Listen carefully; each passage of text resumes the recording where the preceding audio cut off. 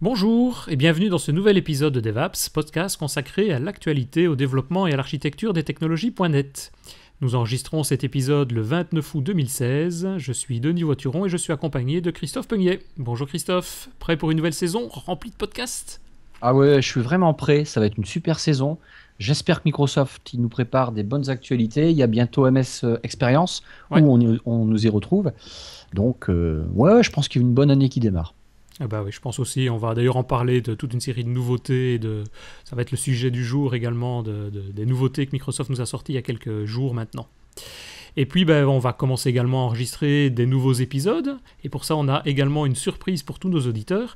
Parce qu'en fait, on a décidé de vous offrir une nouvelle rubrique consacrée aux actualités du développeur. Et pour cela, Christophe, on va accueillir un nouveau venu au sein de notre équipe, au sein de DevApps, qui est Richard Clark.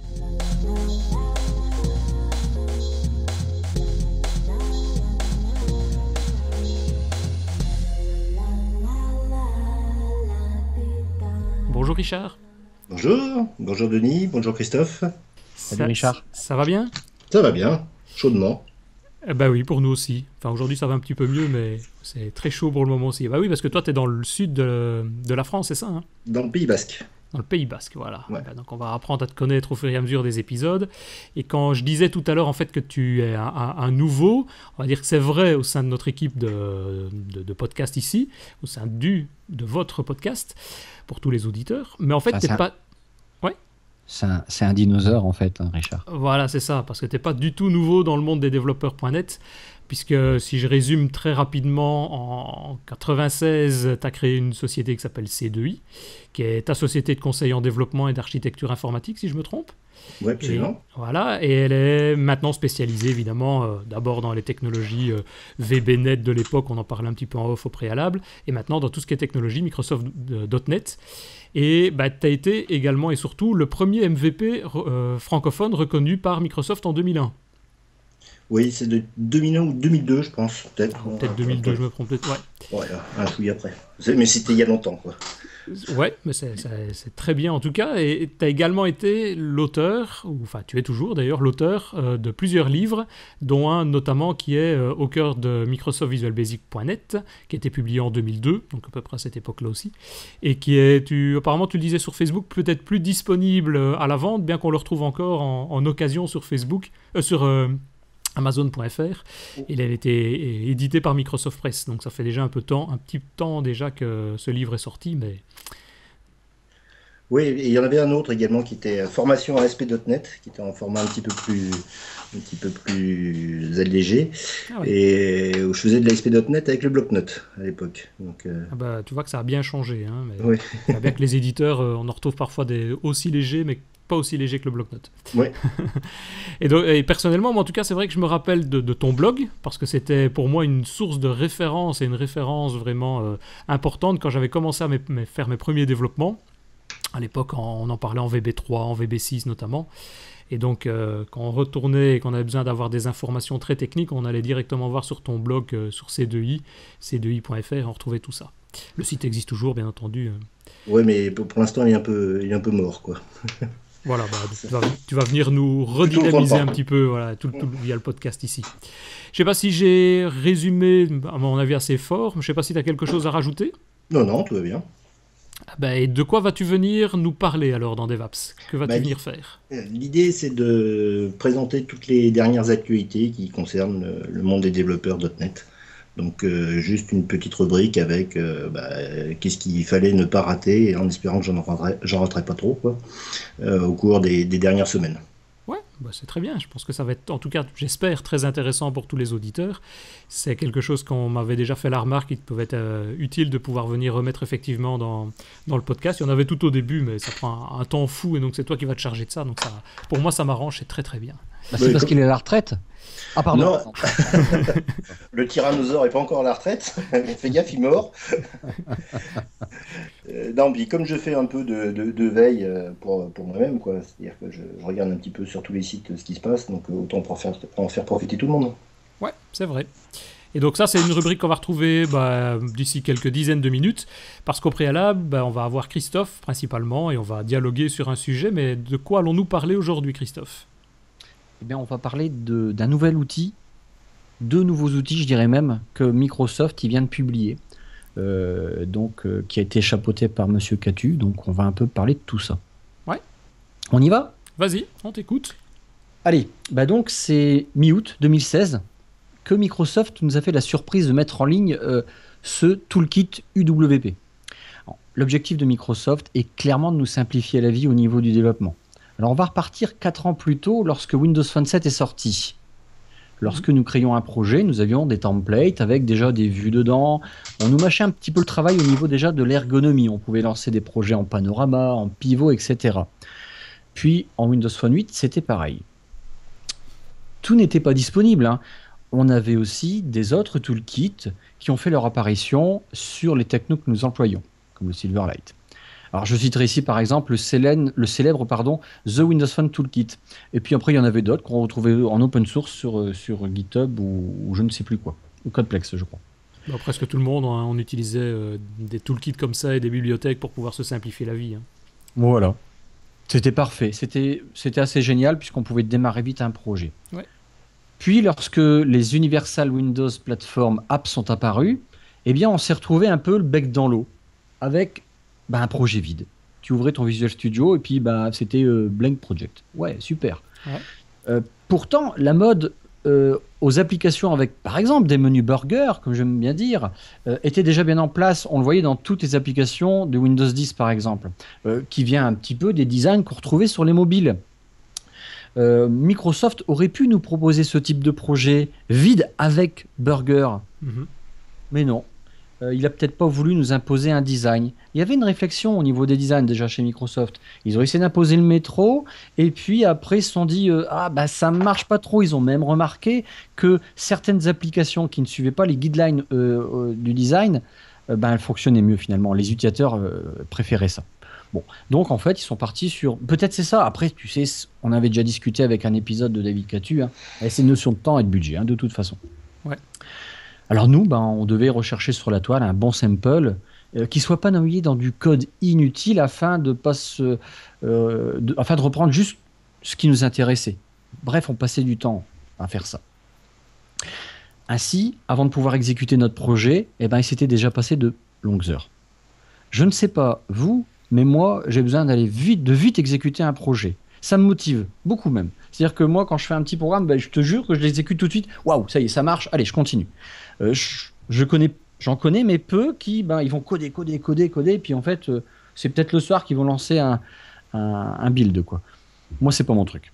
Ouais, et que ce soit très visuel aussi. Hein. C'est ça qui parfois nous intéresse, c'est l'exécuter, mais d'avoir un résultat, quoi. De voir que ça marche et on est content. C'est clair. Fin du premier trimestre 2016, une nouvelle sous-division se crée chez Microsoft. Dans la famille WDG, Windows Device Group, on voit naître PAX pour Partner Application Experience, CIS, qui a pour rôle en gros d'aider, d'accompagner les entreprises à développer leurs applications sur la plateforme Windows 10, quitte, selon les retours, de directement modifier le SDK de Windows. C'est donc PAX qui a créé, et ça on en avait discuté, rappelle-toi dans un précédent podcast. Ouais. C'est donc la PAX qui a créé ce toolkit. On peut imaginer que leur premier constat a été de se rendre compte qu'il manquait un petit truc pour réduire le temps qui sépare le clic entre New Project et Build the Solution. Il n'y a pas de solution. 17 août 2016, 22h39, heure de Paris, on entend rugir un lion dans sa cage. On l'imagine taper des doigts sur son bureau, tant les dernières minutes sont longues. Sur place, à Seattle, il est maintenant 13h55. Ça fait 5 minutes que l'équipe du marketing ne sait pas qui va annoncer au principal programme manager de ce toolkit qu'ils ont un problème pour publier l'information sur le blog officiel. À la courte paille, un homme est tiré au sort pour devoir entrer dans la cage au lion et lui dire. Finalement, il rebrousse chemin et préfère lui signaler par messagerie interne. 14h01, heure locale, le 17 août, après 3 mois de boulot, une page nugget est publiée. L'info est enfin diffusée. Monsieur David Catu nous annonce enfin la nouvelle UWP Community Toolkit est enfin disponible dans sa première version. 14h34, l'article de Giorgio Sardo, Senior Director, est disponible. Alors, cette petite introduction qui m'a paru sympathique de dire, que nous apporte en fait ce toolkit? La réponse, elle est simple, du temps, tout simplement.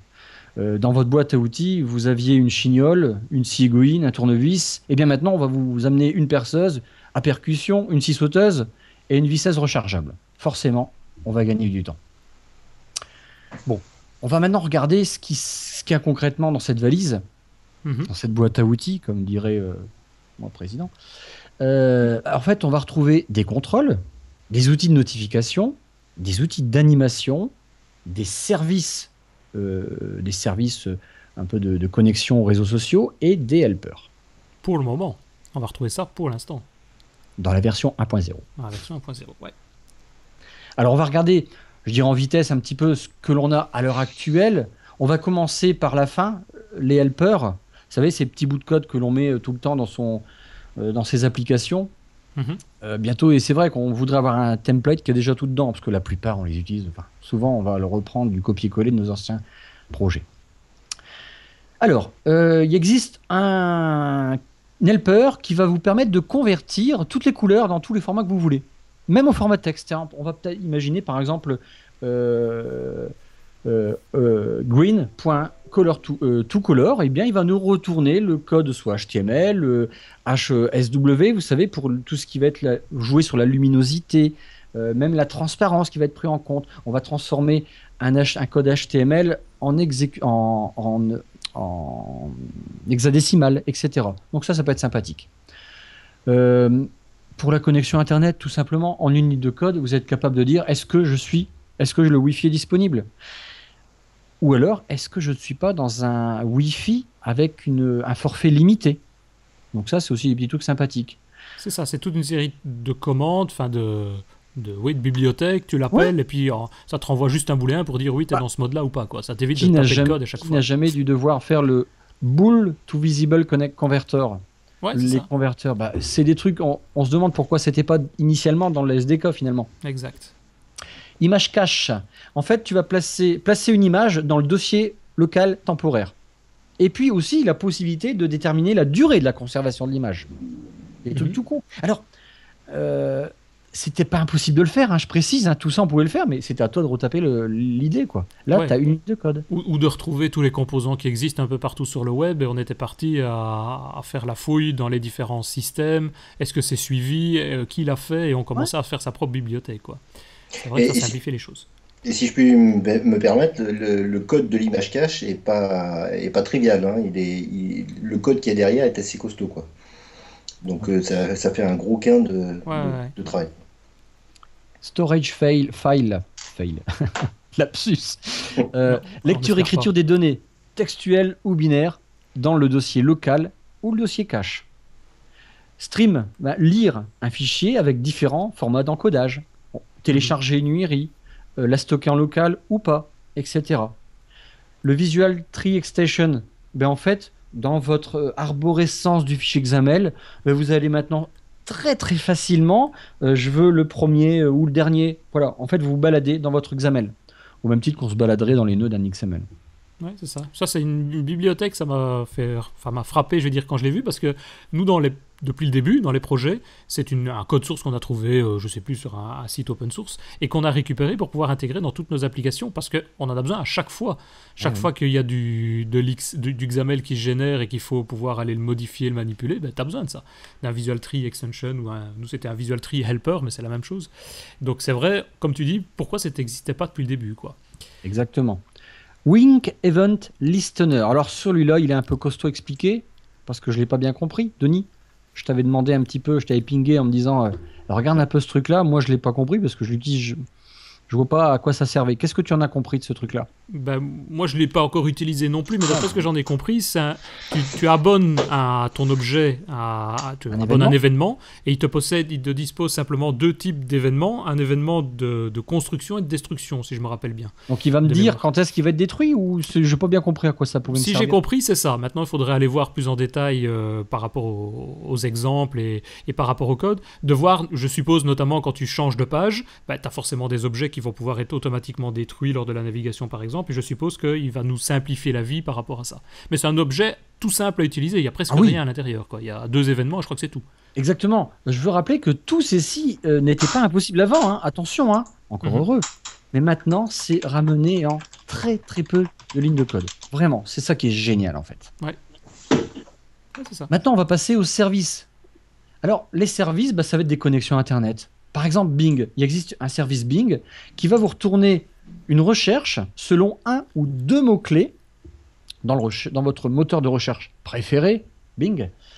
Et ça va se limiter à 5000 requêtes par mois dans la version freemium. Sinon, après, à vous d'avoir votre clé pour consommer du service Bing. D'accord ? Mais ça, c'était déjà le cas, hein, je pense. Les API de Bing, comme des autres d'ailleurs, soit tu l'as en gratuit et tu en as un nombre limité, soit tu payes à ce moment-là pour avoir un service même plus professionnel aussi et un support. Quoi. Et je répète, ça, c'est une ligne de code. Vraiment. Vous savez à quoi ça m'a fait penser ? Tout ça, une petite parenthèse. Ça m'a fait penser à du Silverlight. Pour moi, à mon point de vue, Silverlight, c'était vachement plus facile, quoi. Je pense à mon caméra task photo, point chaud. Ok, merci, fais voir. Et puis je consomme, quoi. Là, c'est pareil, on a une ligne de code. Alors, ensuite, on a les services pour Facebook. Ouais. Alors, on va déclarer son token. Ça, ok, c'est une ligne juste au-dessus. Et juste en dessous, vous allez dire, par exemple, donne-moi les instances, par exemple, de mon flux de telle personne, par exemple. Donne-moi mon profil. Renvoie-moi ma photo. Une ligne de code. Poste-moi un message. Une ligne de code. Vous avez par exemple post to feed A5. Donc j'ai un titre, un message, description, une URL. Pouf, c'est fait, c'est envoyé. Etc., etc. Vous avez comme ça une simplification, bon Dieu, bon sang de bonsoir, je dirais, là-dessus. Exactement la même chose sur Twitter. Donc vous pouvez en une ligne de code recevoir les informations d'un utilisateur, son flux sur les par exemple 50 derniers tweets qu'il a mis, poster un tweet, poster une image, etc. C'est super simple. Super simple. Ensuite, les notifications. Alors les notifications, il y a pour l'instant deux choses essentielles et puis je dirais plus, il y a un exemple. On va pouvoir en quelques lignes de code C#, mais facile, attention, là il n'y a pas qu'une ligne, par exemple avoir une lifestyle, comment on dit en vrai, c'est ça une lifestyle, hein, c'est comme le podcast, excuse-moi. Une tuile dynamique. Une tuile dynamique. Voilà, c'était une pub exprès que j'ai fait. Donc voilà, là on va pouvoir pinguer en fait finalement sa tuile en pas grand-chose avec le format que vous voulez, donc c'est super simple. Les Toast Notification, c'est pareil, c'est tout aussi simple. Vous avez un système où vous allez pouvoir envoyer une notification au Windows 10 ou au Windows Phone 10, au Windows 10 mobile par exemple. Donc ça, c'est assez génial. Bon, puis après, il y a autre chose, mais j'en parle pas. Ça va. Je tease, non, ça m'intéresse pas. Enfin, il y a toute une partie d'animation qui est super sympa autour des images. On va retrouver faire des fondus d'images, faire du décalage XY d'une image, avec animation, bien évidemment.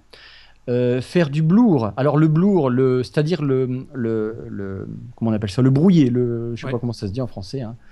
Donc là, c'est super bien en fait. On va pouvoir gérer tout ce truc-là avec le bout de code XAML et la ligne de code en C#. C'est vrai. Le flou. Le flou. Oh ouais, je suis bête, j'ai même pas. C'est parce que tu parles tellement bien anglais que. Tu me demandes si tu veux. Oui, non mais voilà, je sais. Oui. Et c'est vrai que, comme tu disais, ça existe, puisqu'évidemment, c'est jamais que simplifier un peu la vie du développeur, mais faire ça en une ligne de code, alors qu'avant, il fallait commencer à faire son propre storyboard, son animation, etc., c'était un peu casse-pied, de pouvoir mettre tout ça en place entre deux éléments. Mais grave, carrément grave. La rotation d'une image, avec le centre de rotation, la durée, le délai de la rotation, du pivot, etc., de l'image. Donc... voilà, donc là on a toutes des animations qui sont super top. Et tout ça, donc on le voit ici, et il a bien documenté. Je veux dire, on a toute une doc qui est disponible sur MSDN déjà pour pouvoir utiliser tout ça. Mais malheureux. Et bien mieux. Des exemples aussi. Ouais, en effet. Ouais. Avant de passer au contrôle, Microsoft il a eu la bonne idée de reprendre le principe, rappelle-toi, l'UWP App Studio. Mhm. Tu te rappelles l'épisode de Windows App Studio avec Michel Lopez? Ouais, tout à fait. Ouais. C'est l'épisode 15 que je vous invite vraiment à réécouter parce qu'il était vraiment sympa cet épisode. Eh bien, tu vois, le Windows App Studio, ils avaient créé un sample, le Windows App Studio Sample UWP, Mhm. disponible toujours sur le store, qui met en fait en place, avec un code source, les différents contrôles. Eh bien, c'est la fabuleuse idée qu'ils ont reprise. C'est-à-dire, il existe en fait sur le store, Pax, ils ont créé une application, c'est le UWP Community Toolkit Sample App, où vous allez pouvoir jouer avec tous ces contrôles, tous ces services, ces notifications, même les services Twitter. Vous pouvez vous amuser, vous mettez votre token de votre compte Twitter, pouf, et vous testez le truc. Vous avez à chaque fois le code XAML et ou le code C#. Pour l'instant, parce que alors, quand il y a certes, on peut utiliser tout ça en fait en VB.NET, bien évidemment, la plupart c'est du XAML, hein, mais actuellement, cette première version, il y a C XAML et C#. Ouais, c'est ça. Et c'est vrai, comme tu le dis, juste à titre d'exemple, pour que ce soit bien clair, si on prend par exemple un des modules dont tu as cité tout à l'heure, qui est Twitter, pour bien se rendre compte, ça se fait, pour envoyer un tweet, ça se fait en 3 lignes de code. C'est-à-dire la première, c'est initialize, et on donne, comme tu dis, ta clé secrète d'identification à Twitter. Un deuxième ligne d'instruction, c'est on fait un Twitter service instance login async, donc on se connecte. Et le troisième, c'est envoyer, donc c'est-à-dire Twitter service instance, tweet status, et on envoie. Et on met le message envoyé. Donc 3 lignes de code et on peut envoyer ça très facilement, alors qu'avant c'était évidemment plus compliqué, quoi. C'est fabuleux, c'est fabuleux. Moi, si vous êtes tous comme moi, parce que moi je suis leader en fainéantise, mais là c'est que du bonheur, quoi. C'est la caractéristique des devs. Hein. Une chose quand même, on peut pas faire le copier-coller à 100%, attention, par rapport au toolkit Sample App. En tout cas, en cette première version, on en reparlera après pourquoi. J'insiste sur la première version. On peut pas toujours faire du copier-coller parce que dans l'exemple qu'il nous donne, eh bien sûr, il l'agrémente de photos, d'images, donc il y a des petites classes qui sont en plus, mais c'est pas bien méchant. C'est ça, ouais, c'est plus un exemple, donc il faut aller voir le code et on voit comment ça fonctionne et on s'inspire de ça pour pouvoir le faire, quoi. Ceci dit, entre passer 1-2 heures, voire plus, à chercher un bon contrôle, une bonne anime, l'utiliser dans ton code source, un peu dégrossir le sample que tu pourrais trouver, et là, prendre le copier-coller et puis juste aller chercher le petit bout de classe qui permet de toi déjà lancer l'application, le gain de temps, il est énorme. Oui, et surtout que l'exemple, il a l'avantage aussi D'ailleurs, l'exemple, on le démarre, le projet d'exemple, on voit en live tous les composants, tous les services fonctionner, et on a un petit bouton à droite qui te montre le fameux code dont tu parles, donc soit le code C#, soit le code XAML. Donc on le voit directement, il suffit d'aller le récupérer ou de l'adapter ou de l'utiliser. C'est vraiment le Windows App Studio Sample UWP, c'est la même idée. Alors, on pourrait faire la comparaison, on pourrait se dire, mais voilà, le Windows App Studio, c'est tout, ils viennent de faire autre chose à la place. Non, c'est deux choses qui sont complémentaires. Windows App Studio, c'est vraiment, je fais une application, je ne suis pas développeur. Sauf que, ils ont créé le sample UWP, où même moi, le développeur, je vais aller vraiment faire du copier-coller avec ce qu'ils ont fait. Donc, une partie des développeurs, il faut aller l'utiliser. C'est des super outils qu'ils ont là. Là, c'est vraiment complémentaire. Là, on ne s'adresse pas à des non-développeurs, on s'adresse à des développeurs. Et donc, les deux, ce sont des super outils pour développer. Allez, on s'attarde au contrôle. Ouais. En fait, les contrôles, il y en a pour l'instant 9. On va commencer par le premier, c'est l'Adapted Grid View. Alors voilà, écoute, moi je vais lancer, là j'ai sous les yeux le Sample Apps, eh bien je vais m'amuser avec, je vais augmenter la largeur de toutes les images qui sont dans cette grille, hein. C'est une grille, ils ont placé simplement des images pour qu'on voit bien les cellules tout simplement, et puis vous choisissez en fait vous-même la hauteur, la largeur désirée, et ça s'adapte comme on connaît, si vous avez déjà vu en Java, ça existe depuis très très longtemps ce truc-là, et bien là voilà, maintenant on a l'outil natif pour faire ça. Dans vos rendus, c'est super génial. Oui, et avec peut-être une différence quand même. Non seulement ça s'adapte, c'est-à-dire tu réduis forcément, les images se réduisent, on va dire, proportionnellement à la taille de ta fenêtre, mais si tu réduis trop fort, tu peux donner une dimension minimum pour que ça repasse en bas, à la ligne. Donc si par exemple tu as une série d'images, tu vas pouvoir remettre tout sur une seule colonne et pas 2 colonnes, comme tu pourrais, 2 ou 3 colonnes, comme tu pourrais l'avoir sur un desktop, quoi. Ouais. Ça, c'est cool aussi. C'est vraiment génial. Et puis, pareil, le bout de code, il est Si je regarde à l'intérieur, j'ai la ressource et puis j'ai le contrôle de points Adapted Grid Views. Il y a une ligne avec 4 propriétés. Basta. Il faut juste le binder sur la bonne source de données, voilà. Les bonnes images, quoi, forcément. Après, celui que j'ai été tout de suite, je te promets, voir en premier, c'est le hamburger menu. Eh ben, j'ai fait la même chose. Mais c'est terrible parce que ce truc-là, il m'a bien fait chier au départ quand je voulais un peu faire une application WP. Exactement. Quand tu fais une application, enfin moi la première chose, je me dis, je vais faire une application, donc je vais faire comme les autres, je vais faire ça, ce que Microsoft propose aussi. Et puis tu cherches et tu trouves pas, et c'est casse-pied. Ah, c'est ce que j'ai dit plus haut. Voilà, quoi, tu sais que si tout le monde fait ça, eux font ça, et puis voilà, projet vide. Merde. On a tellement été mal appris, nous dirons-nous, avec nos templates tout faits en Windows Phone 7. Ouais. On était mal appris.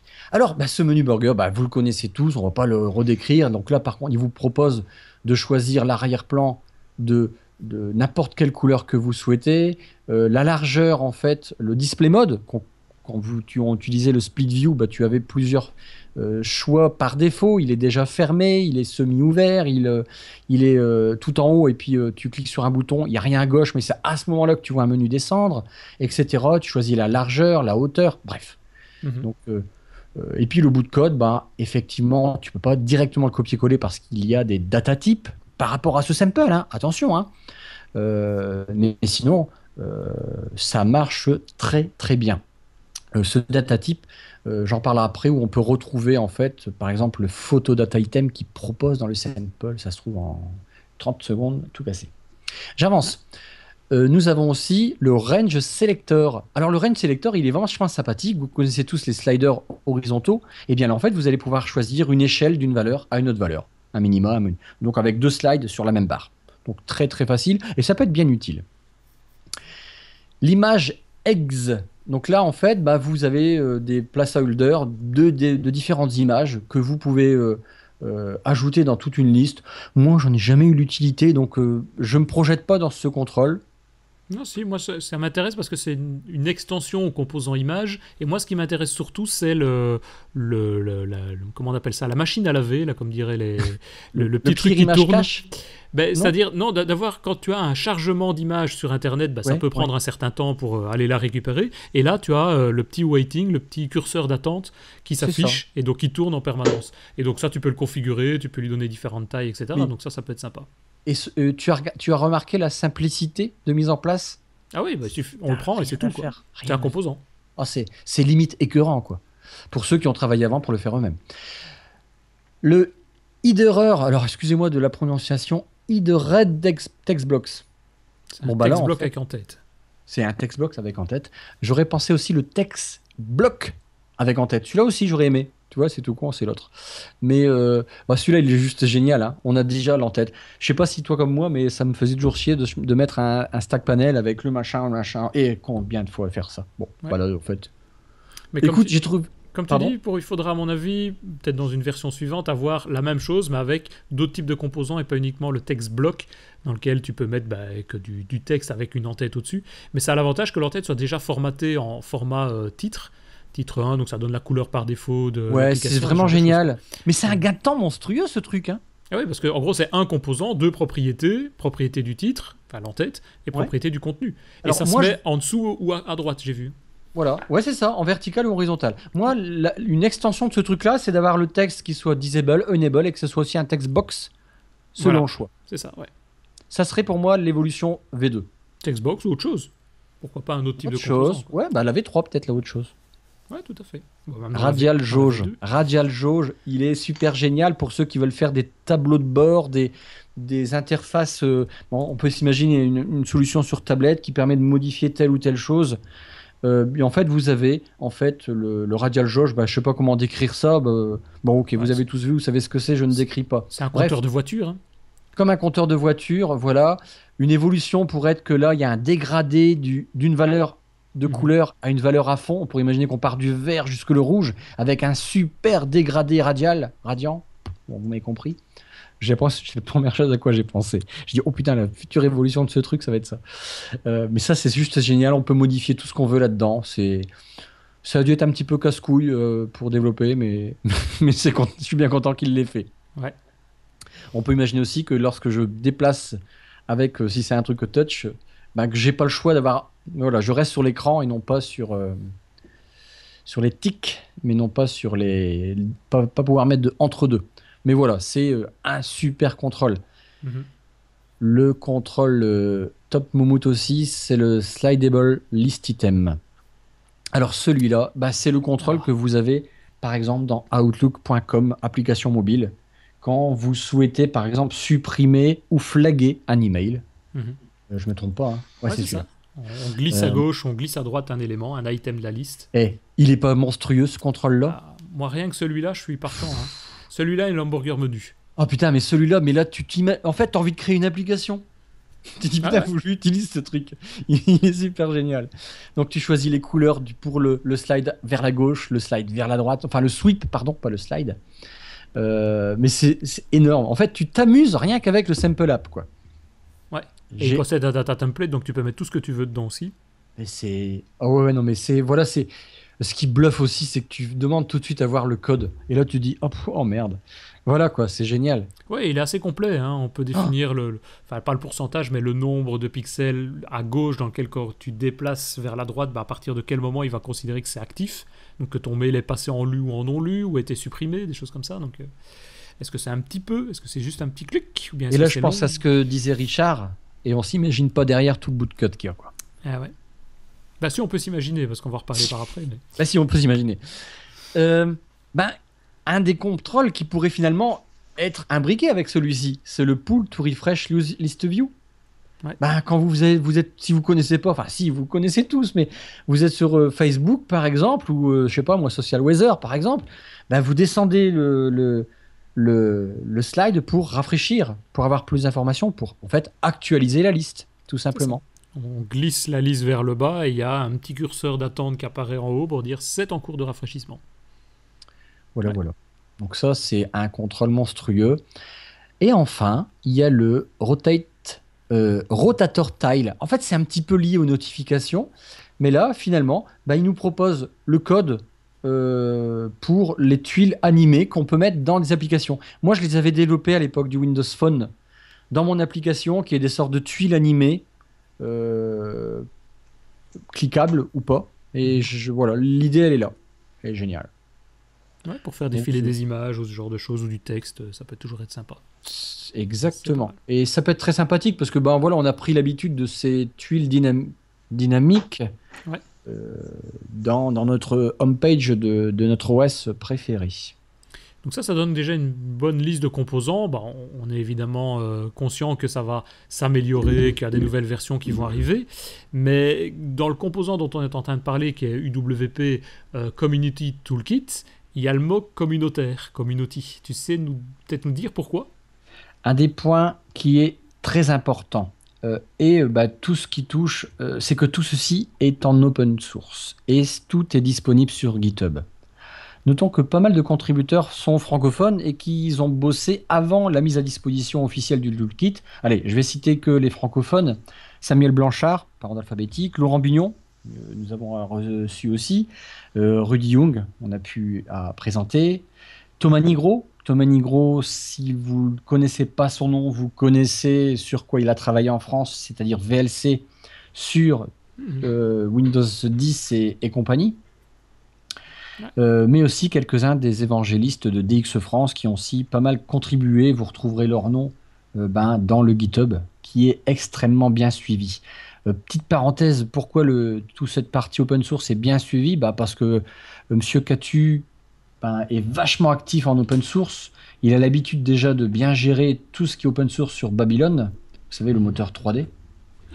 Donc c'est son truc, hein. Là il gère super bien ça. Et donc vous avez une réponse s'il ne dort pas dans les minutes, on va dire. Oui, et puis ils sont une équipe, hein. Il nous avait expliqué dans le dernier podcast qu'il n'est pas tout seul non plus, hein.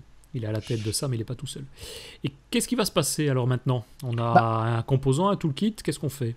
Microsoft, il s'est engagé maintenant à mettre à jour via des paquets nuggets, avec Dixit Microsoft, une cadence régulière. Tout est open source. Même l'application Sample, elle est sur le store et vous avez le code source sur GitHub. Et donc, tout le monde peut participer à l'amélioration de ce toolkit. C'est juste génial. C'est ça, donc c'est pas juste du code où on disait on prend les morceaux qui nous intéressent. À la base, c'est un NuGet. Si on veut le mettre dans notre projet, on a le sample pour voir comment ça marche, mais on a surtout le package NuGet à intégrer dans l'application, quoi. Ouais. Donc c'est ça. C'est magnifique. Donc on arrive, je vais reprendre ton expression que tu as donnée aussi dans Lifetile, on arrive à avoir du 1 plus 1 égale 3. On fait plus que... c'est ça, c'est le côté communautaire. Ouais.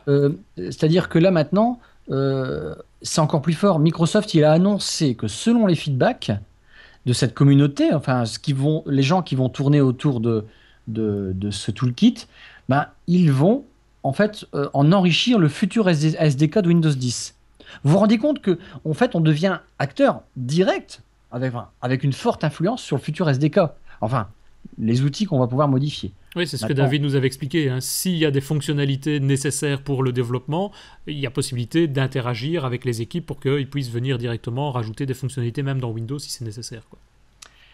En parlant d'acteurs, j'ai interviewé cette semaine Philippe Matré, qui est belge et qui a fait partie des premiers contributeurs après la V1. Donc, bah, écoutez, je vous propose qu'on écoute cette interview maintenant. OK ? Parfait. Bonjour Philippe, je te remercie beaucoup pour avoir accepté cette interview. Bonjour Christophe, merci pour l'invitation. Mais je t'en prie, en fait, à peine 2 jours que le toolkit est sorti, je remarque sur ta page Facebook que tu viens de faire un pull request. Donc je voulais t'inviter pour que tu nous en parles. Oui. Mais juste avant que tu nous en parles, tu peux un petit peu nous décrire ton parcours professionnel, quoi. Tu as commencé en 2013, c'est bien ça ? Oui. Ok, donc pour faire court, je suis diplômé d'un bachelier en informatique de gestion.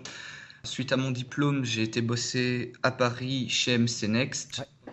Donc je suis revenu en Belgique. J'ai travaillé dans une société qui s'appelait Absolution, qui faisait du développement mobile. Puis je suis passé dans le secteur du B2B via la société Whitetech, qui est donc dans le secteur oil and gas. Et depuis le mois de mars, je suis à l'IBPT, l'Institut belge des postes et des télécommunications, à Bruxelles. Et tu es d'origine de Liège, donc tu t'amuses à faire les transports tous les jours. Exactement. À bosser dans les transports, on va dire. Exactement. C'est 1 heure de transport le matin, 1 heure de transport le soir, ce qui me permet d'avoir du temps pour bosser sur mes projets perso. D'accord. Tu bosses beaucoup principalement en .NET sur les plateformes Microsoft ? Quasi exclusivement en .NET. Ouais, Je fais également quelques projets Xamarin, mais ces derniers temps, ils sont anecdotiques.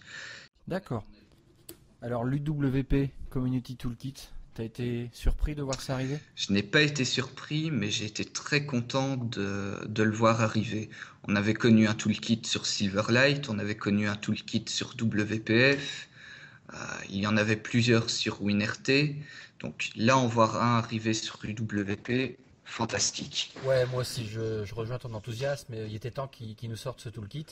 Et sinon, tu avais déjà créé des applications UWP auparavant ? Alors, j'avais porté 2 de mes applications WinRT en UWP, ouais. Mais pas avec un nouveau design. On voit arriver depuis quelques temps les hamburgers menus, un design un peu plus léché. Donc, je n'avais pas encore eu l'occasion de tester ces nouveaux contrôles. Donc, tu t'étais pas encore mis totalement à l'UWP. T'avais pas été regarder comment on implémente un menu dit burger avec les split view, etc.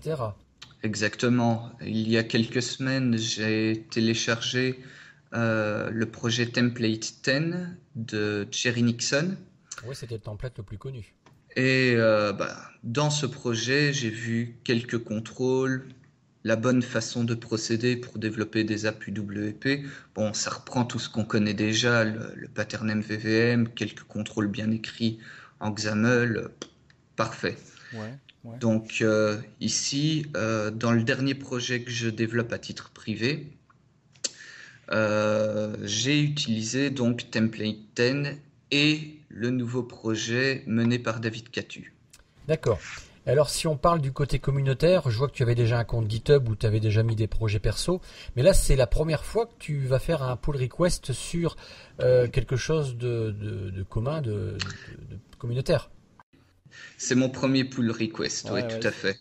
C'est bien parce qu'en fait finalement c'est ce que veut Microsoft, a priori, c'est que maintenant toute cette partie-là elle va grossir. On a entendu qu'ils vont continuer très régulièrement à suivre à ce toolkit. Oui. Qu'est-ce que tu as amené? Explique-nous un petit peu là ce que tu as voulu améliorer ou enfin apporter en nouveauté sur un des contrôles, un des services. Oui, alors c'est très simple. J'ai téléchargé le toolkit, je l'ai testé dans ma dernière application qui est tout simplement un Pokédex pour UWP. Et dans le toolkit, il y avait l'accès au service de Bing. Donc, je me dis, je vais essayer de récupérer les dernières news, histoire d'amener simplement une page avec l'actualité sur le sujet. Et malheureusement, cette fonctionnalité n'était pas disponible. Alors qu'en fait, c'est très très simple de récupérer l'actualité sur Bing, il suffisait juste de modifier l'URL. Donc je me suis dit, quitte à utiliser cette fonctionnalité, autant la proposer à tout le monde. Et donc j'ai été jeter un coup d'œil dans le code source, je me suis rendu compte qu'il y avait moyen très facilement de le modifier. Donc je me suis dit, j'ai lancé mon premier pull request. Alors comment ça fonctionne? C'est facile de proposer une amélioration d'un sample existant, d'un code source existant. Le code que tu vas envoyer, il va être supervisé par un admin, etc. Comment ça se passe? Alors le code est validé par quelqu'un au-dessus. Donc au début, je fais une branche du projet existant, j'en fais une copie sur mon profil, je récupère les sources sur mon ordinateur. À partir de là, j'ouvre la solution, je modifie le code, je fais mon commit pour l'envoyer sur mon GitHub et à partir de github.com, je fais un pull request pour proposer à l'équipe qui maintient le projet original mes modifications. À partir de là, on peut ouvrir une nouvelle page où le code va être examiné par les responsables du projet, par d'autres membres, en fait par toute personne qui participe. Oui, c'est facile. Et puis, ce qui est intéressant, c'est que maintenant, tout le monde il va pouvoir bénéficier de l'amélioration que tu as faite. Là, il te reste juste qu'à modifier la documentation, c'est ça? Exactement.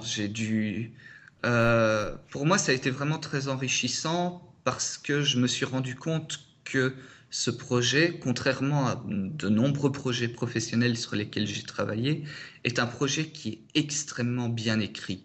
Le code est propre, agréable à lire, compréhensible, vraiment fantastique. Limite formateur. Oui, c'est très formateur. Ouais. Et parce que c'est formateur, je pense faire davantage de pull requests par la suite. Ah, mais tu vas faire plaisir à beaucoup de développeurs et puis aussi à des gens de chez Microsoft qui se sont battus pour que ça soit communautaire, ce projet-là.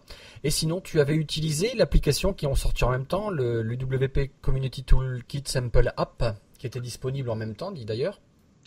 Oui, tout à fait. D'ailleurs, suite au pull request que j'ai fait, David Catu m'a demandé de mettre à jour l'application et de mettre à jour la documentation également. Alors, j'ai regardé ton code de source tout à l'heure. Enfin, tantôt pour les Belges. Mais c'est vrai que le store, l'application du store n'est pas encore à jour. Les nuggets sont encore en version 1.0. Donc là, il va falloir attendre un peu qu'ils poussent tout ça, quoi. Par rapport aux samples qui sont proposés au contrôle, il y en a un qui manquerait pour toi? Celui que tu aurais besoin, celui que tu as eu souvent besoin et qui n'y est pas?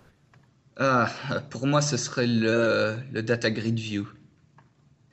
Bon, je sais bien que le Data Grid View a été écarté par les équipes de Microsoft parce que ce n'est pas un composant très touch-friendly, mais à partir du moment où les applications UWP peuvent s'exécuter en mode fenêtré, à partir du moment où on peut dire que pour une application, il vaut mieux avoir un clavier et une souris, je ne vois rien qui empêche techniquement de remettre un Data Grid View. On se plaint souvent de WinRT et aussi un petit peu de UWP parce que les applications du store sont des applications qui n'ont pas de connotation business.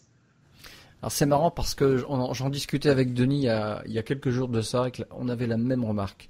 Et je pense que ça pourrait faire un débat complet, une émission complète là-dessus, sur parfois le côté business en fait des apps. Mais c'est marrant, on converge, enfin beaucoup, toi aussi je vois, on converge tous vers les mêmes idées en fait.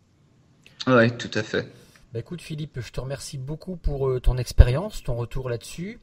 Et puis bon, on peut retrouver plein d'infos sur toi sur ton blog, donc c'est www.phmatray.net, donc phmatray.net. Bon, en tout cas, à bientôt Philippe. Très bien, merci beaucoup Christophe. À bientôt. Eh bien, merci Christophe pour ce retour d'expérience. Donc, on le voit en fait, hein, Microsoft, il fait maintenant tout ce qu'il peut pour satisfaire les développeurs. C'est un de ses objectifs, oui, évidemment aussi. Et il va apporter ainsi un maximum de briques pour construire toutes nos applications. Tiens, j'ai une question avant de continuer. Ouais. Quelle est là maintenant, c'est formidable, hein, mais voilà, toi, il te manquerait quoi comme composant? C'est ce que je viens de demander à Philippe. Et toi, alors, ton point de vue, ça serait quoi? Comme composant à rajouter à l'intérieur de quelque chose, un contrôle, une notification, une animation. Qu'est-ce que toi tu dis? Bah tiens, le prochain, j'aimerais bien qu'on voit apparaître ça. Ça serait quoi, toi? Non, moi c'est plus des composants liés à tout ce qui est formulaire, je dirais. Donc on en a parlé également tout à l'heure. J'aime bien le composant textbox avec une en-tête au-dessus, mais avec plus de fonctionnalités derrière. Le désactiver, le rendre actif ou pas.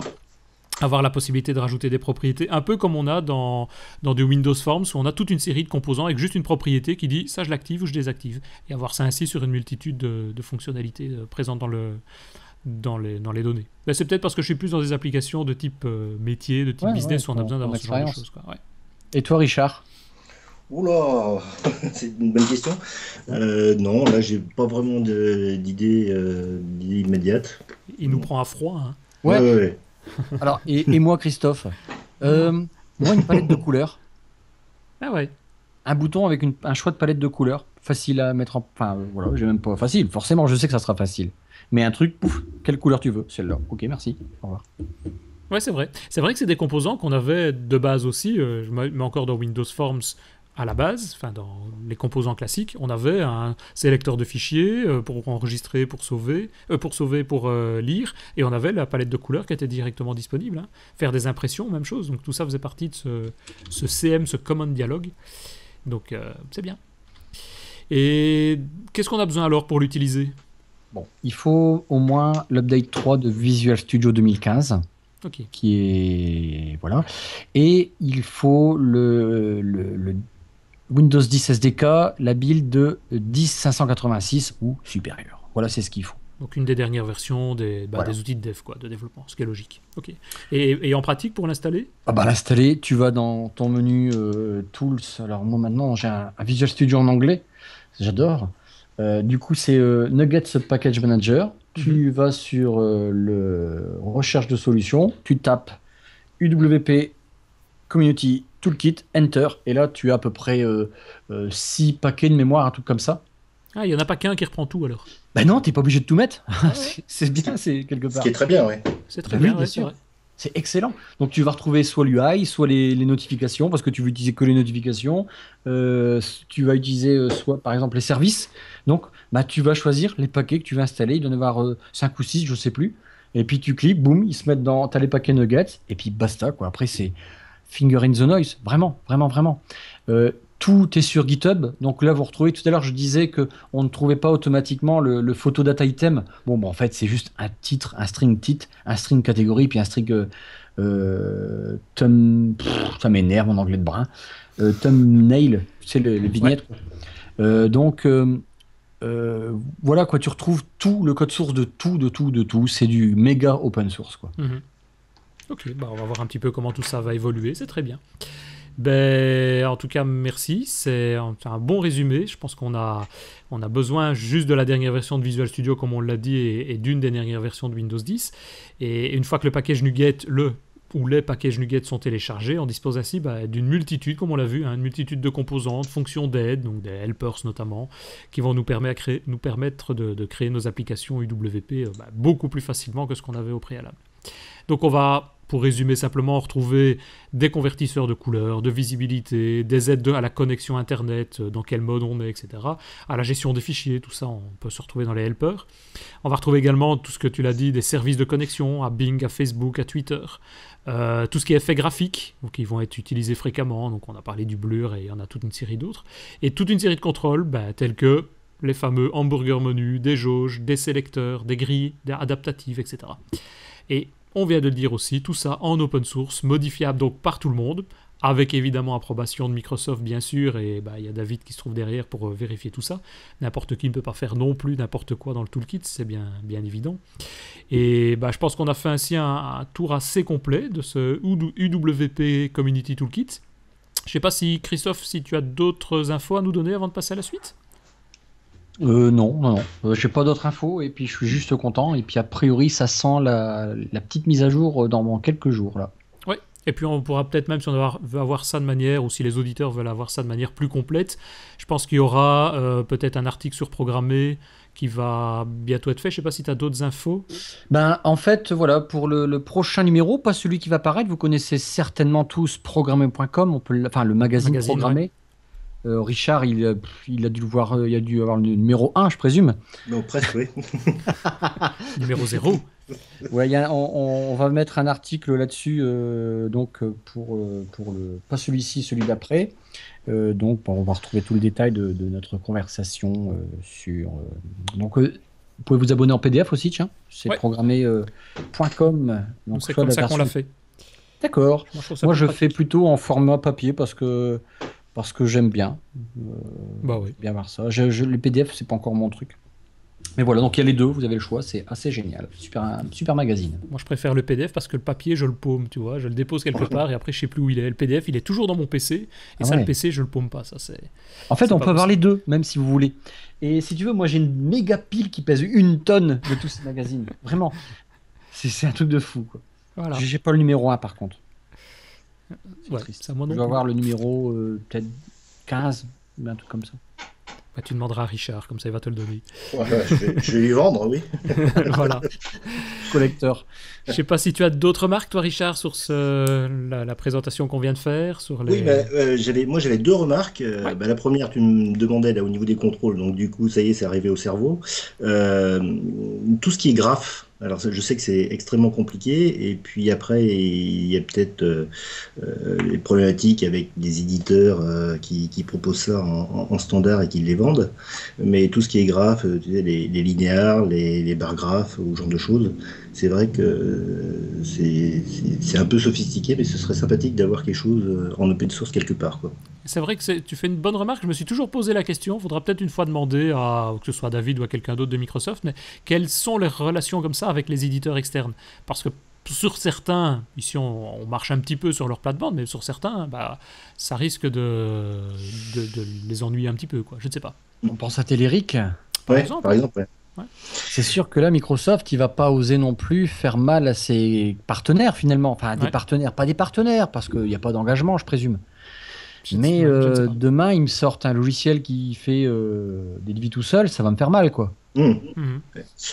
Et la deuxième chose, je ne sais pas si vous vous souvenez, au moment où il y avait justement le lancement de VB.NET, donc au début des années 2000, il y avait eu la communauté VB6 qui avait commencé à râler parce que VB.NET n'avait rien à voir avec VB6, et justement il y avait un certain nombre de choses très simples, comme par exemple dessiner des rectangles, ou dessiner des lignes, des ronds, ce genre de choses qui n'existaient pas en standard dans le framework. Et ils avaient mis en place justement une petite DLL qui palliait à ce genre de choses.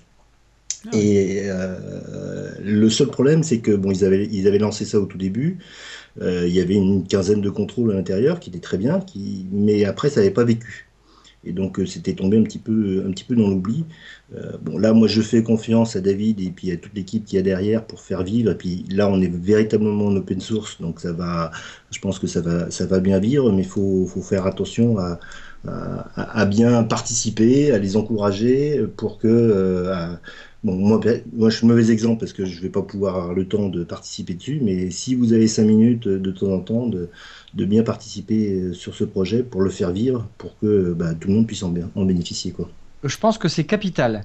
Je pense que vraiment, ces contrôles, s'il n'y a pas de communauté, ça va tomber à l'eau, mais alors certains.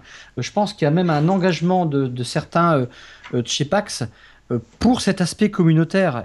Et comme tu le dis, voilà, même 5 minutes d'aller un petit peu amener son petit grain de sel, finalement, va rendre l'objet ultra puissant Ouais. et formidable. Et puis là, Microsoft, je dirais au-dessus. Donc au-dessus, c'est ceux qui sont au niveau du SDK Windows 10, ben, en profiteront d'autant plus. Qu'on leur montre qu'on est là et qu'on a envie d'y aller. Et puis voilà, que faire des applications WP, s'ils peuvent le rendre aussi simple que ce qu'on en avait en Silverlight, bon, j'avoue que c'est pas forcément compliqué, mais il y a des trucs qui étaient un peu chiadés là quand j'ai regardé sur WP. Oui, c'est vrai que par rapport à d'autres, parce qu'il y en a d'autres librairies qui existent, l'avantage ici, c'est que ça vient des équipes de Microsoft, et bon, ben, j'espère qu'il y aura quand même un suivi plus important qu'un open source qui peut être fait un peu à l'extérieur, quoi. Ici, on aura vraiment un support possible et un suivi beaucoup plus important sur ça. Vous avez remarqué, ça a vachement pris quand c'est l'annonce, on le voyait partout quoi, Ouais. le lendemain de la sortie. Hein, ce toolkit était vraiment bien accueilli, en tout cas au niveau réseaux sociaux. Je pense qu'il y a beaucoup de personnes qui attendent d'avoir ça, hein. C'est vrai que Microsoft fournit les briques, on va dire, de base pour pouvoir faire les développements. Bah, maintenant, après, on veut un peu plus que des briques de base et pas devoir refaire la roue à chaque fois, quoi. C'est ça. Et puis un Warper WPF, n'importe quoi. PDF, ce serait bien ça. Il y en a un qui existe. Ah ouais. Hein, Ouais. Ok. Ben, je propose peut-être de passer maintenant à toi, Richard, à notre nouvelle rubrique, les actualités. Et donc, tu vas nous présenter ça juste après ce petit jingle.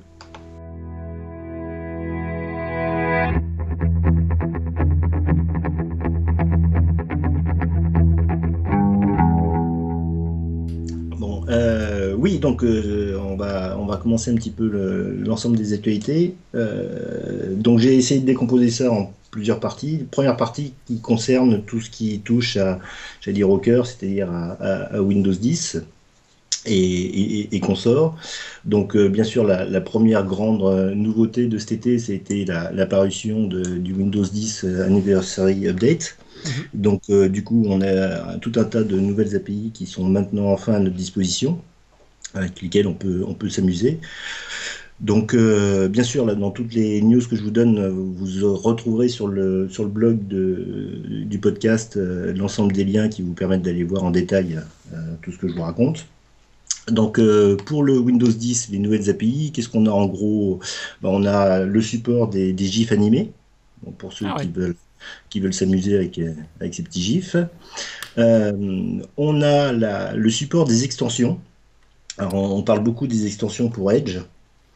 Et donc maintenant, on a cette possibilité de pouvoir créer des extensions pour ces applications. Donc en gros, c'est une nouvelle façon de communiquer entre applications du Windows Store.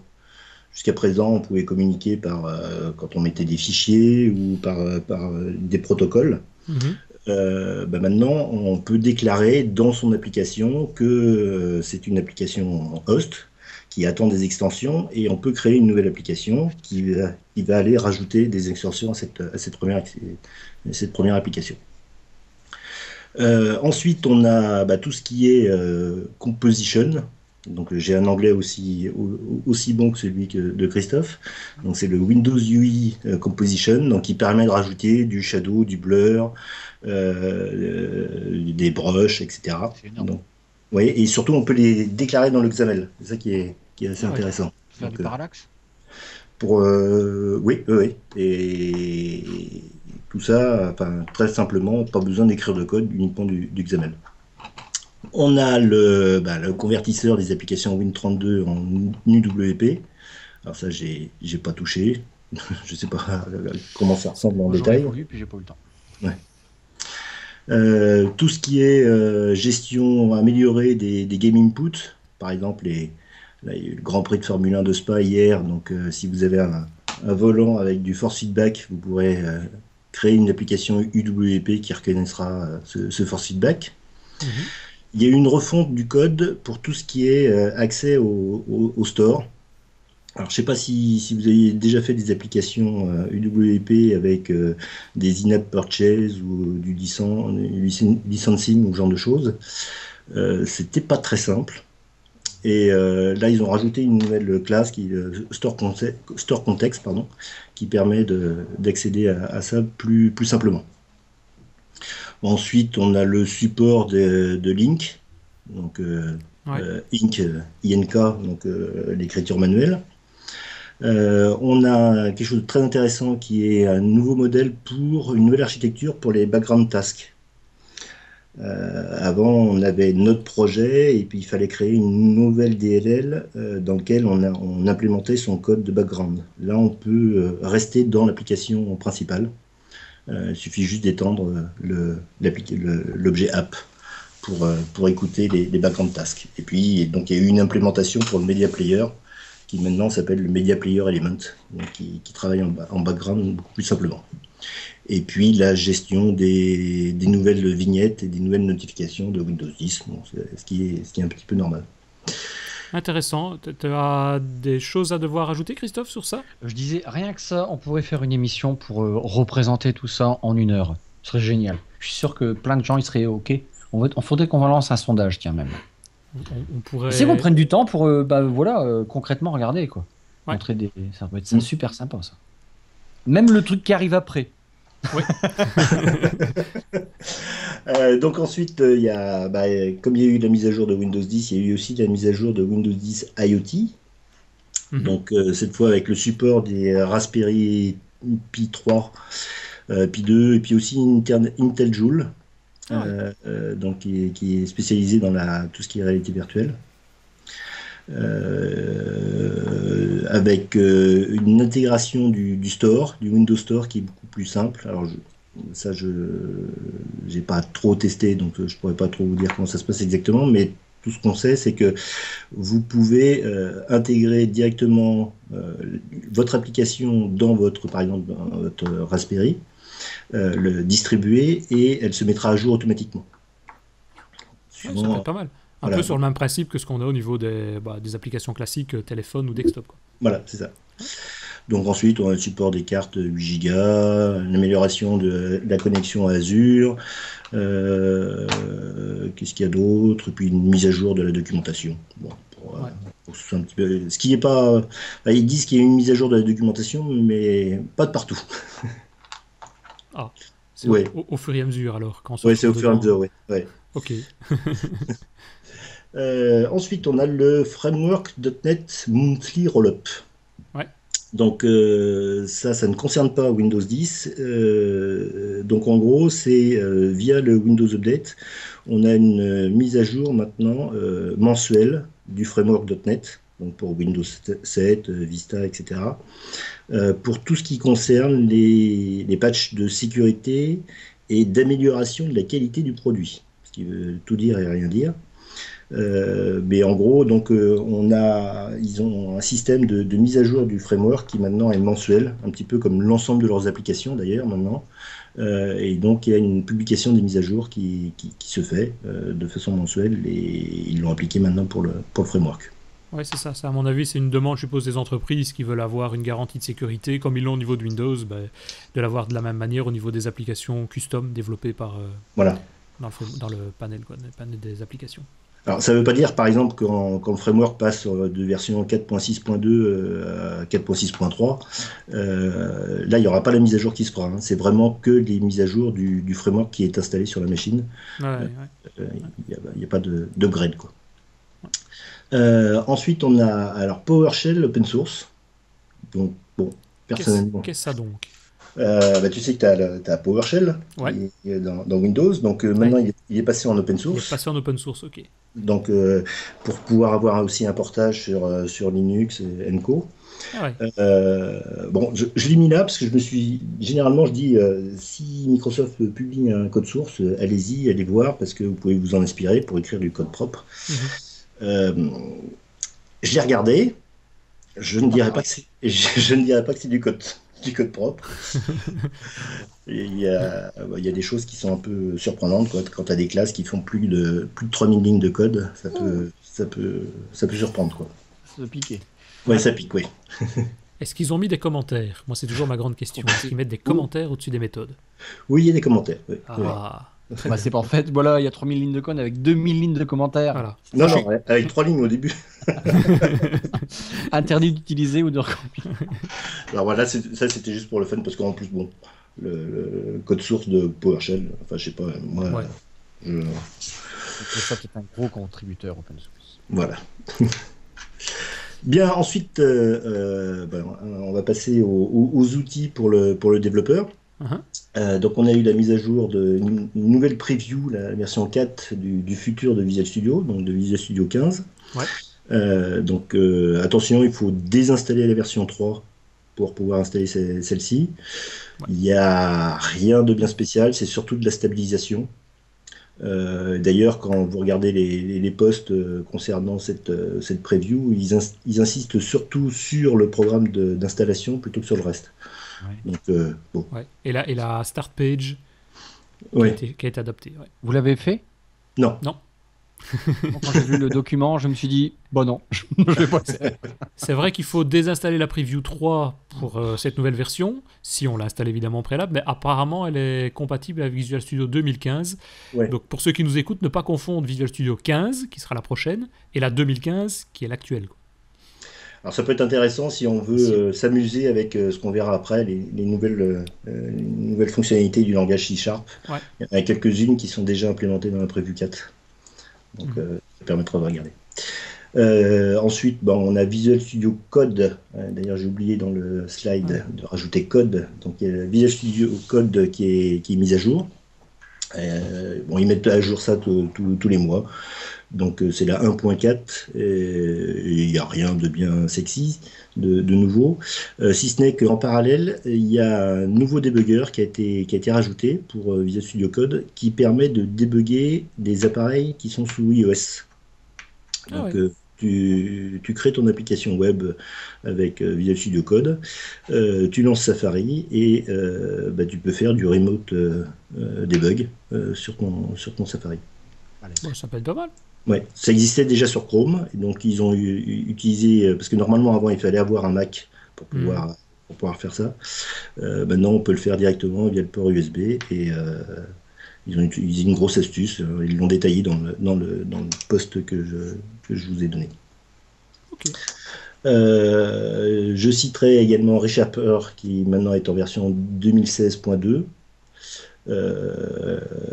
C'est un outil commercial, mais pour moi c'est un must dans les outils que devraient avoir les développeurs. Et donc là il y a une nouvelle version, la 2016.2, où ils rajoutent des fonctionnalités comme le support de ASP.NET Core, et puis des fonctionnalités de typing. Tu tapes par exemple console.writeline. Tu mets directement au point virgule, ça te rajoute les parenthèses, enfin, ce genre de choses, quoi. Ah ouais. Donc ça permet d'aller un peu plus vite. Mais enfin, il y a beaucoup de fonctionnalités dans ReSharper qui sont bien plus intéressantes. Ensuite, alors celui-là, c'est le Visual Studio Language Pack. Donc en gros, ça permet de faire du Java, de l'Objective-C, du Ruby, du Go, etc. À l'intérieur de Visual Studio. Donc c'est une extension de Visual Studio qui est faite par Matt Christensen. Ce qui est surtout intéressant, c'est que quand vous allez voir cette personne, la Matt Christensen, vous apercevez que, je sais pas, lui, il fait des extensions au petit déjeuner, le soir en se couchant. Ah oui, c'est ça, il en a un paquet. Hein. Il en rêve, enfin et donc il a fait plus de 60 extensions quand même pour Visual Studio. Ouais. Et qui sont au fur et à mesure intégrées. Job, en fait. Pardon ? C'est peut-être juste son job, c'est donc normal. Oui, c'est peut-être, oui. Il travaille chez MS, donc c'est son job à tous les coups. Mais il en a fait qui sont vraiment sympathiques. Notamment, il y en a une qui s'appelle Web Compiler, donc qui permet d'utiliser les fichiers LS pour le CSS. Ouais. Il a une minifier, un image optimizer, etc. Donc, régulièrement, Microsoft les intègre après dans les versions suivantes de Visual Studio. Parfois, les intègre directement dans l'outil, dans Visual Studio. Mais c'est vrai que l'image minifier, je pense qu'il s'appelle, je ne sais plus, qui permet là d'enlever vraiment tout ce qui est inutile à l'intérieur des images, des JPEG, des PNG. Image optimizer. Image optimizer, c'est ça, ouais. Ça, on s'imagine pas tout ce qu'il peut avoir comme en-tête ou comme données complètement non visuelles, quoi, graphiques, à l'intérieur des images. C'est impressionnant. Ensuite, on a un petit outil dont je voulais vous parler qui s'appelle Composition Pro Toolkit. Donc, qui se base sur justement Windows UI.composition. et sur une bibliothèque qui s'appelle Win2D. Je ne sais pas si vous connaissez Win2D.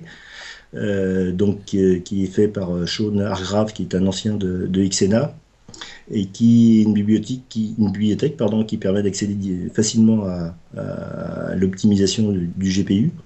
Et donc, avec son Composition Pro Toolkit, il a créé un certain nombre de composants qui pourraient se rajouter avec l'Universal Toolkit.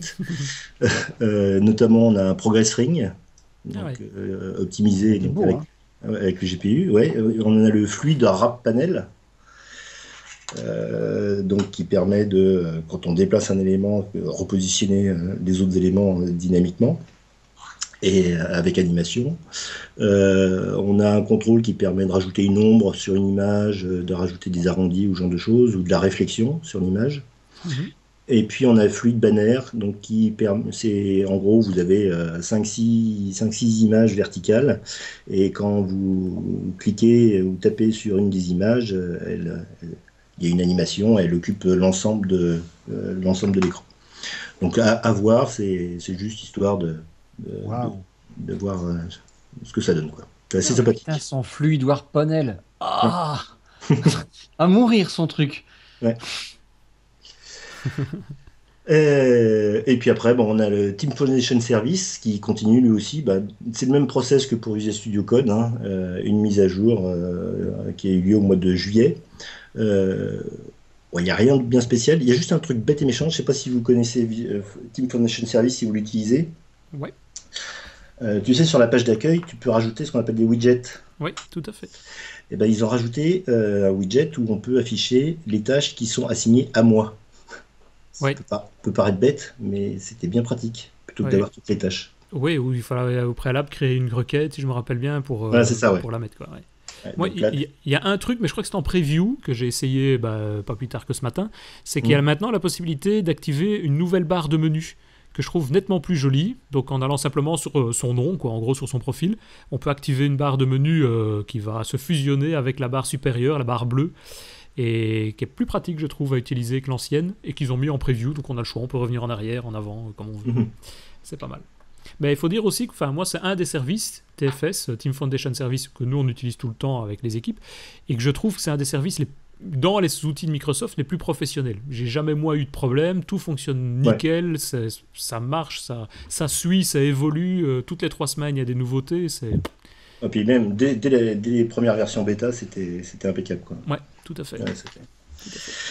Et maintenant, on arrive au gros morceau. The Actu, comme je dis, concernant donc les nouveautés de C# 7. Alors c'est une actu qui date pas de longtemps, c'est vendredi je crois qu'elle a été diffusée. Donc c'est un résumé de l'ensemble des nouveautés qui vont implémenter au sein de C# 7. Qui devrait, parce qu'on a vu, on en parlait peut-être en off avant, il y a certaines fonctionnalités qui pourraient peut-être disparaître, mais enfin c'est ce qui est prévu dans la prochaine version. Voilà. Alors, d'abord, on a ce qu'on appelle les out variables. Alors, l'exemple le plus simple, c'est quand vous faites, vous savez, les fameux try parse, les int try parse, les deadtime.try parse, etc. Ouais. Vous avez besoin de lui passer en deuxième argument la variable dans laquelle vous voulez mettre le résultat. Et donc, vous lui passez en out. Donc, parce que la méthode try-parse renvoie un booléen pour dire « Ok, ça s'est bien passé ou pas ». Voilà. Donc, on était obligé de déclarer la variable. On disait int i et int i, puis après if int.tryparse, entre parenthèses s, out i. Et après, donc là, on peut déclarer directement la variable à l'intérieur du try-parse. Donc, ce qui permet de gagner une ligne de code, mais ça simplifie un petit peu les choses. Ouais, pas mal. Ensuite, on a ce qu'on appelle les pattern matching. Alors, ça, c'est quelque chose qui aussi va évoluer dans le temps. Pour l'instant, ils ont présenté un nombre limité de patterns. Donc, en gros, suivant si une partie du code répond à un pattern, il peut l'interpréter et pouvoir le faire répondre à ce qu'on veut. Alors, ça correspond à quoi? Si par exemple vous écrivez if O is nul, actuellement vous ne pouvez pas le faire parce que nul il ne va pas le reconnaître comme étant un type. Alors lui il va le reconnaître comme étant une constante et il va pouvoir l'interpréter. De la même façon,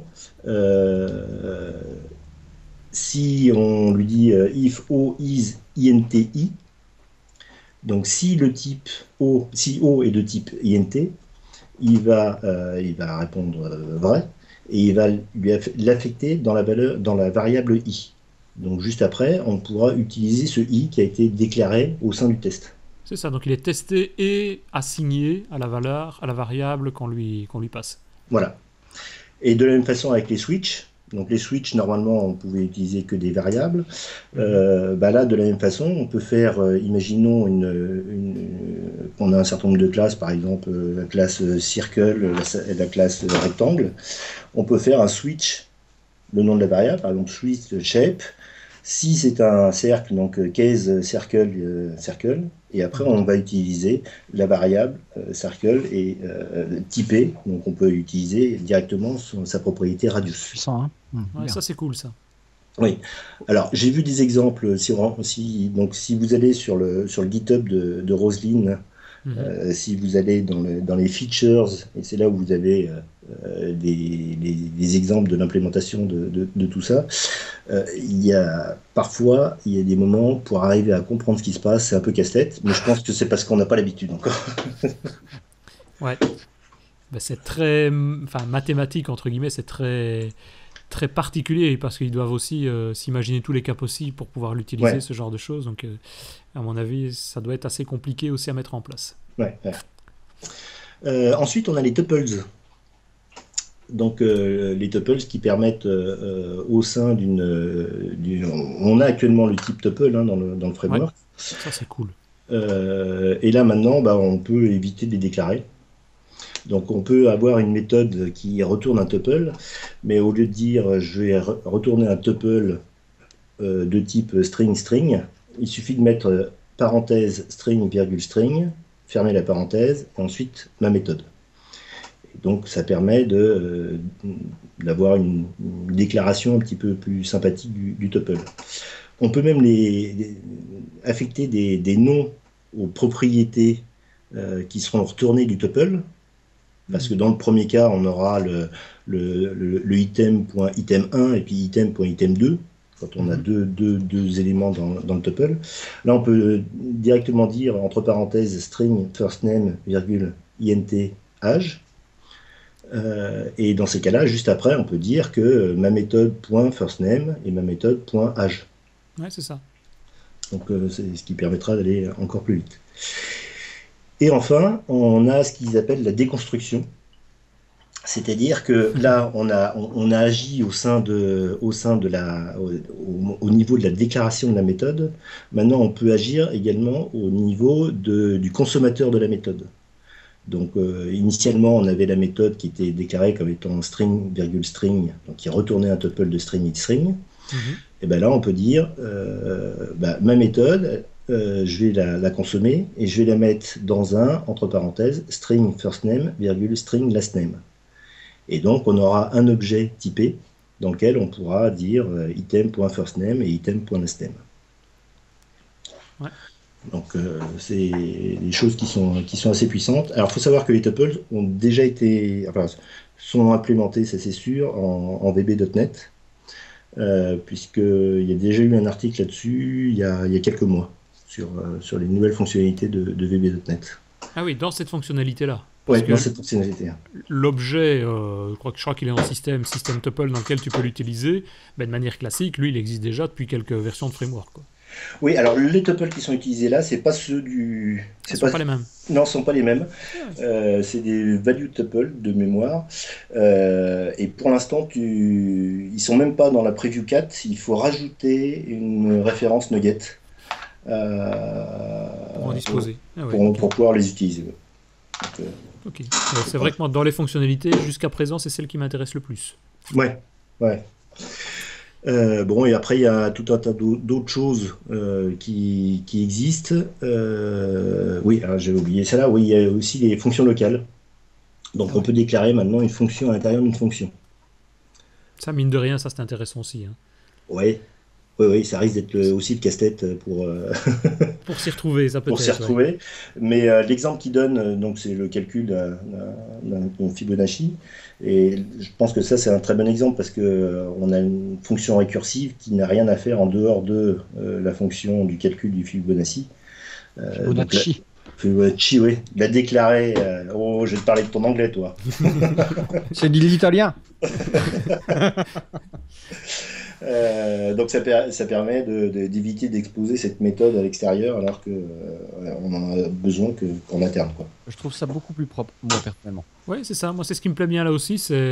Et non seulement, oui, plus propre en termes même de lecture et en termes d'accès. C'est-à-dire avant, il fallait effectivement déclarer quasiment 2 méthodes, en mettre peut-être une privée, mais elle était accessible en interne par d'autres. Enfin, ça devenait un peu compliqué et bah, il fallait savoir. Je serais quoi. curieux de voir comment le moteur il interprète ça. Est-ce que tu crois qu'il crée un truc séparé? Je serais curieux de savoir. Je pense, en oui. tout cas, Oui, parce qu'il y a, enfin, il à change moins, pas, quoi.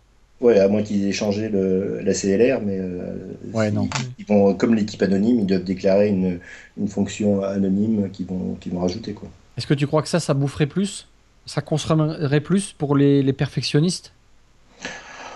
Je pense pas, non. Non, je pense que c'est surtout, ça permet euh, de mieux organiser son code, Ouais. mais ça, Une meilleure lecture, hein. ouais, mais ça peut permettre aussi d'avoir des usines à gaz, hein. Oui, mais parfois tu dis c'est quoi cette procédure qui est là? Enfin, cette procédure, Ouais, ouais, ouais. là, bon, ok, on sait, voilà, elle sert qu'à ça. Est-ce que on peut voilà, après on peut une fonction dans une fonction de la fonction. Bon, Ouais. après ça devient vraiment bordélique. Mais Ouais. non, c'est vraiment bien pour la récursivité, ça. Tu sais, c'est comme les méthodes d'extension. Des fois, on voit des méthodes d'extension. Je vois un certain nombre de codes tous les jours là.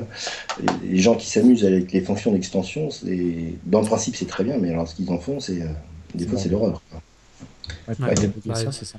c'est pour ça qu'on essaie de mettre en place des conventions, hein, conventions de Ouais. nommage, conventions de développement, qu'il y a du code analysis possible pour pouvoir valider un petit peu tout ça. Donc, Ne mettre qu'une seule fonction, grand maximal, dans une fonction. Voilà. ouais. Ouais. Voilà. Et pour finir, bah, je voulais parler de notre ami Olivier Dahan, qui est Microsoft MVP français, qui vient de sortir un nouveau livre sur les Xamarin Forms. Donc, bah, vous avez le lien sur le podcast. Donc, un petit livre sur Xamarin Forms pour l'état de l'art. Alors, il existe en 2 versions. Il y a une version papier glacé ou une version économique. Mais c'est toujours sympathique de voir que les MVP développeurs continuent à faire des livres. Ouais, Et non, c'est franchement, je le connais pas. Je voudrais vraiment le rencontrer, Olivier Dahan. Ça fait longtemps qu'il est MVP aussi. Et je crois qu'on va peut-être l'inviter au Dev Day qui a lieu, Denis, il va me le dire. bien. Oui, qui a lieu. 27 octobre. Non, je sais plus. Denis. Oui, je n'ai aucune mémoire, donc il faut que je regarde, tu le sais bien. C'est quoi les Dev Days? Non, ouais, en fait, c'est une journée un peu communautaire créée initialement par Renaud Dumont, Mathieu Van de Ende, Olivier Matisse, qui est à Mons, ici à un quart d'heure de Lille. Le Et en 29 fait, novembre, le 29 novembre, voilà. le prochain. Il y a 2 salles qui sont c'est dans une grande salle de cinéma. Il y a plusieurs salles, donc et en fait, c'est une journée avec des sessions en parallèle, tout ça. Et donc, voilà, quoi, c'est une journée communautaire, on va dire, mais C'est un événement d'une journée où bah, c'est consacré aux devs, pas nécessairement que du Microsoft, il y aura peut-être un petit peu de tout. Donc on est à la recherche pour le moment, bah, tout ce qui est mise en place de l'événement, c'est-à-dire que ce soit des sponsors si des sociétés veulent se mettre en avant, des speakers évidemment. Donc si vous avez envie de venir parler à la session. Ça se fait majoritairement en français ou Oui, en anglais, oui. mais majoritairement en français au niveau des sessions. Mais il y avait David Catu qui était déjà venu il y a des années précédentes, David Rousset aussi, qui c'est qu'on a vu Scott Henselman qui est Scott venu aussi. Henselman qui était venu aussi. Non, il y a des stars qui viennent là-bas, donc non, c'est une super journée qui est là-bas. Et puis, donc là, on est en plein préparatif. Denis, il fait aussi maintenant partie de l'équipe. Donc, Ouais. Voilà, on avait invité Etienne Margraf, mais c'est raté là. Le truc. Mais il va revenir pour nous. Hein. Mais c'est tellement évident. C'est tellement évident. Bien sûr, et la marmotte aussi. Et, alors, pour revenir à Olivier Dahan, je me demande si on l'a pas pingé. Ça, je ne sais plus. Je ne sais pas. Donc, voilà. Non, mais On va vérifier. je me demande s'il vient pas. À vérifier.